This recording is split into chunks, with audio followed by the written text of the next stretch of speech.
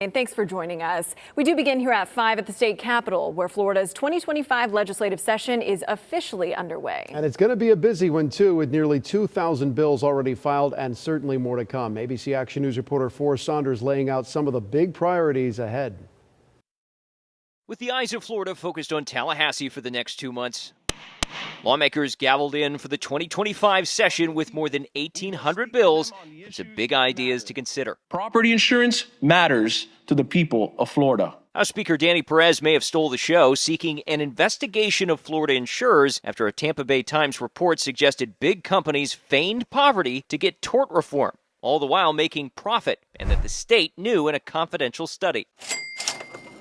Perez now tapping a subcommittee to conduct hearings with subpoena power and witness testimony. And that's why I specifically mentioned the Insurance and Banking Committee. They're going to have the ability to look into that study and further look at any questions that they think could better the insurance market. The idea sounded familiar to House Democrats, who noted they sent letters asking for the same just last week. So I was very glad to see the Republicans, frankly, listen to the Democratic caucus today and put Floridians first and investigate what's happening with these property insurance companies. By the way, we asked the governor to do the same, but we have not heard back from him. We did after DeSantis' State of the State address. Hey, Governor, I'm curious what you think about the House Speaker's call for basically an investigation of insurers. The governor said he's open to some changes, but no rollback of recent laws cutting down insurer lawsuits. If there's things that need to be done to be able to make sure that we have transparency and appropriate oversight, I'm all for it. What I am not going to support is opening up the litigation floodgates. The fact is our markets were being driven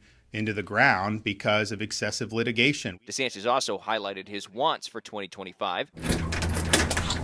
Like looking at ways to cut property taxes, maybe with limits on local government home assessments or increasing the homestead exemption. Also relief for condo owners burdened with expensive new building safety rules.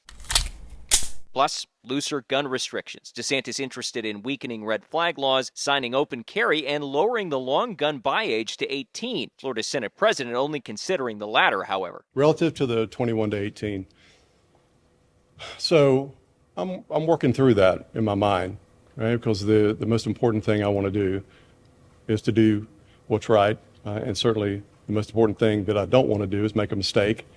So I'm thinking through that. Albritton also pushed plans for a rural renaissance by improving infrastructure, healthcare access, fighting food insecurity, and supporting citrus, an agenda that even earned accolades from Democrats who hoped this session would dispatch the culture war clashes. Senate President Ben Albritton presented an agenda, a legislative agenda that is robust and real, to feed families, to foster economic growth, to protect our children, our homes, demand efficiencies with your tax dollars, and the right to course the years of neglect and indifference. Speaker Perez expressed much of the same.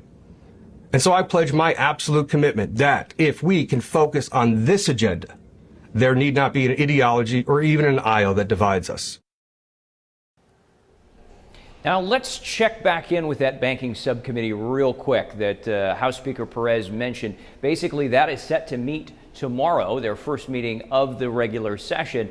Now, nothing is on the agenda right now for those investigations into insurers, but that could change now that Perez has announced his intention to basically take a closer look at what's going on behind the scenes. Yeah, day one for us and about 2,000 bills to go. And obviously a lot of focus today on what's to come this legislative session. But another story that's been making headlines, the return of the Tate brothers. They're those influencers that were held in Romania on human trafficking charges. They're back in the U.S., back in Florida. Last week, Governor DeSantis said they're not welcome here. And today you've spoken with the new Attorney General about that. What are you learning? Yeah, we got some breaking news that just happened a few moments ago. We spent about 2-3 minutes chatting with Attorney General James Uthmeier. Happened to catch him in the hallway, and what he told me is that they have opened an active criminal investigation into those Tate brothers, those influencers.